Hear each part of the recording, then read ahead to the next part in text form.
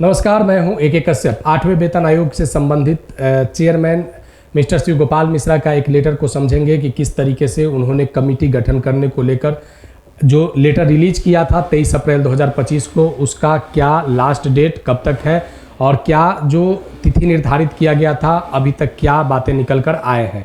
साथ ही यहाँ पे इस चीज़ को देखेंगे कि क्या सच में 8वें वेतन आयोग में केंद्रीय कर्मचारी या पेंशनर्स को एक बेहतर फिटमेंट फैक्टर क्या देखने को मिल सकता है। क्या फिटमेंट फैक्टर के अलावे भी कुछ महत्वपूर्ण ऐसे अलावेंस हैं और सुविधाएं हैं जो केंद्रीय कर्मचारी और पेंशनर्स को मिलना चाहिए। यहाँ पे इन सभी पहलुओं पर बात करेंगे। अगर आप केंद्रीय कर्मचारी और पेंशनर्स हैं तो जरूर मेरे चैनल को सब्सक्राइब कर लीजिएगा। वीडियो अच्छा लगेगा तो लाइक जरूर कीजिएगा, शेयर कीजिएगा ताकि ज़्यादा से ज़्यादा लोगों के पास वीडियो जा सके। साथ ही यहाँ पे एक बात को और समझेंगे कि केंद्र के तर्ज पर राज्य भी 8वें वेतन आयोग को 1 जनवरी 2026 से अगर लागू करता है तो इसका क्या फलाफल राज्य कर्मचारियों पर पड़ेगा। यहाँ पे इस चीज़ को समझेंगे कि जिस फिटमेंट फैक्टर को लोगों को आशा है कि 2.57 का 7वें वेतन आयोग में लगा था, तो क्या इस बार उससे तो ज़्यादा होना चाहिए।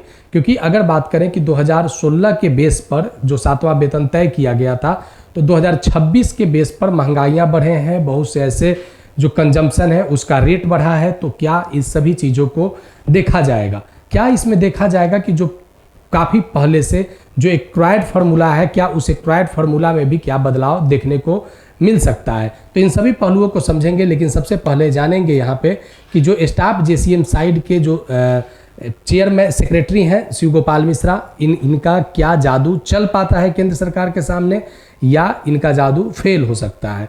तो यहाँ पे इनका जादू तभी चल पाएगा जब जो एक आशा है सेंट्रल एम्प्लॉय पेंशनर्स को कि 2.57 से ज़्यादा बेहतर फिटमेंट फैक्टर मिलना चाहिए। तो यहाँ पे इस लेटर का भी मायने को समझिएगा। ये शिव गोपाल मिश्रा सेक्रेटरी के द्वारा लेटर को रिलीज किया गया है जो to all members of national council JCM के द्वारा। अब इसमें कॉमन मेमोरेंडम पे बात किया गया है और कॉमन मेमोरेंडम में देखेंगे अगर तो यहाँ पे बहुत सारे बातों को मेंशन किया गया है। कॉमन मेमोरेंडम में केंद्रीय कर्मचारी और पेंशनर्स दोनों की बातें हैं। तो क्या बातें हैं यहाँ पे जरा समझिएगा। यहाँ पे बात किया गया है कॉमन मेमोरेंडम में इंक्लूडिंग मिनिमम वेज का, फिटमेंट फैक्टर का, पे स्केल का, अलावेंस का और इसके बाद एडवांस का, promotion policy, MSCP benefit, pensionary benefit to the future and past pensioners etcetera. अब ये जो बेनिफिट्स जो मिलेंगे केंद्रीय कर्मचारी और पेंशनर्स को, तो इसका बेनिफिट्स को दिलवाने के लिए सरकार के पास अपने बातों को रखने के लिए जो स्टाफ साइड के जो रिप्रेजेंटेटिव है वो किस तरीके से अपने बातों को रख पाते हैं, या आने वाले समय में 8वें वेतन आयोग के नाम पर एक मिनिमम कह सकते हैं कि एक मामूली सा ही वृद्धि देखने को क्या मिल सकता है। तो यहाँ पे एक बेहतर चीज को समझने के लिए आपको समझना होगा कि यहाँ पे स्टाफ साइड के जो ड्राफ्टिंग कमेटी जो तैयार किया गया है, इस ड्राफ्टिंग कमेटी में बहुत सारे JCM को बुलाया गया है। यहाँ पे अगर बात करेंगे तो जैसे ऑल इंडिया रेलवे फेडरेशन से 3 रिप्रेजेंटेटिव है, NFIR से 3 रिप्रेजेंटेटिव है, AIDF से 2 है, NDWF से 1 रिप्रेजेंटेटिव है, BPMS से 1 रिप्रेजेंटेटिव है, CDRA से 1 रिप्रेजेंटेटिव है, ITEF से 1 रिप्रेजेंटेटिव है, ऑडिट एंड अकाउंट से 1 रिप्रेजेंटेटिव है। यहाँ पे 13 रिप्रेजेंटेटिव जो है इस बात को के लिए यहाँ पे आए हैं कि किस तरीके से कॉमन मेमोरेंडम पर सरकार के सामने अपने बातों को रख सके। लेकिन देखिए, जब तक यहाँ पे अगर जो 8वां वेतन आयोग में एक क्राइड फार्मूला में चेंजिंग नहीं हो पाता है, यहाँ पे आपको कुछ बेहतर देखने को नहीं मिल सकता है। यहाँ पे एक क्राइड फार्मूला क्या है, क्योंकि उसी के मानक पर तय किया जाता है कि आपकी कितने बेहतर बेनिफिट्स मिल सकते हैं। अभी तक भारत सरकार में आप देख सकते हैं कि 7 वेतन आयोग आ चुके हैं। ये 7वां वेतन आयोग जो आया था इसमें 2.57 का फिटमेंट फैक्टर लगा था, जिसमें लगभग 14.29% की मामूली वृद्धि देखी गई थी और मिनिमम सैलरी 18,000 रुपया न्यूनतम वेतन हुआ था और उस समय 125% महंगाई भत्ते को 0 कर दिया गया था। अब यहाँ देखिए कि इससे पहले 6ठा वेतन आयोग जो आया था 2008 में इसका प्रभावी किया गया था। 2008 से इसकी बेनिफिट्स मिलने लगे थे। तो 18.6 फिटमेंट फैक्टर से 54% की वृद्धि देखा गया था और मिनिमम जो देख रहे हैं आप, ये यहाँ 7,000 रुपया की न्यूनतम वेतन देखने को मिला था। अब यहाँ 8वां वेतन आयोग में जो बातें चल रहा है 8th CPC में जो बातें चल रहा है कि 7th में ही जब 2.57 था 2016 के बेस पे, तो क्या 2026 में जो लागू होगा 1 जनवरी 2026 को जो प्रभावी होगा, तो क्या 2.57 से ज़्यादा होगा या उससे कम होगा।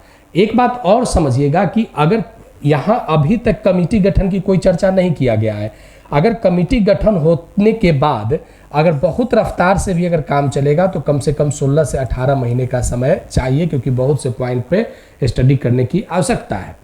अभी कमेटी गठित नहीं हुई है, लेकिन इसका जो बेनिफिट जो प्रभावी मिलेगा वह आपको 1 जनवरी 2026 से प्रभावी हो जाएगा, भले ही यह 27 में ही क्यों ना लागू हो।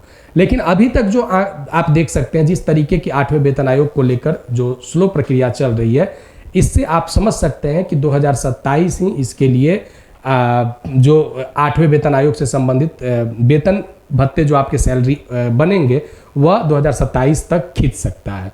अब यहाँ देखना है कि सच में 2.57 से अगर ज़्यादा फिटमेंट फैक्टर लगेगा तो लगभग यहाँ पे आप समझ सकते हैं कि 50,000 से 51,000 के आसपास में मिनिमम न्यूनतम सैलरी हो जाएगा।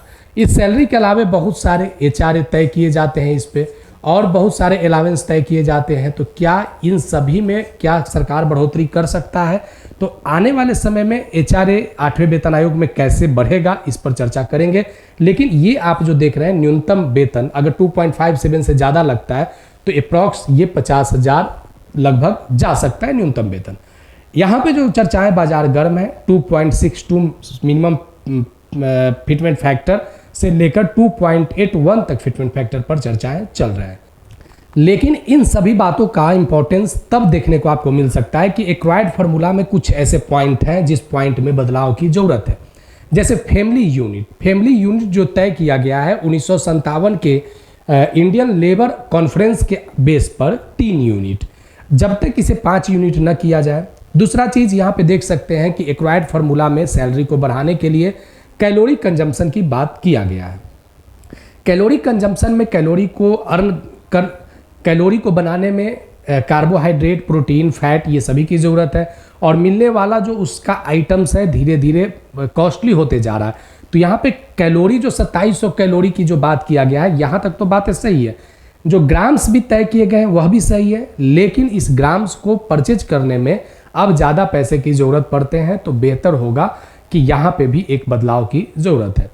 यहाँ पे आप एक बात को और यहाँ पे कंसीडर कर सकते हैं कि जो 7वां वेतन लागू हुआ था उसमें 20% एडिशनल सैलरी को इस आधार पे बढ़ाया गया था कि लोगों को फ्यूल पे खर्च है, लाइटिंग पे खर्च है, और अदर आइटम्स ऑफ एक्सपेंडिचर पे एक बेहतर खर्च हो रहा है। जब 2016 के बेस के आधार पर आप 2026 को देखेंगे तो एक आपको बहुत बड़ा यहाँ पे चेंजिंग देखने को मिल सकता है, चाहे वो फ्यूल के दाम को लेकर हो, लाइटिंग को लेकर हो, और अदर आइटम्स के एक्सपेंडिचर को लेकर हो।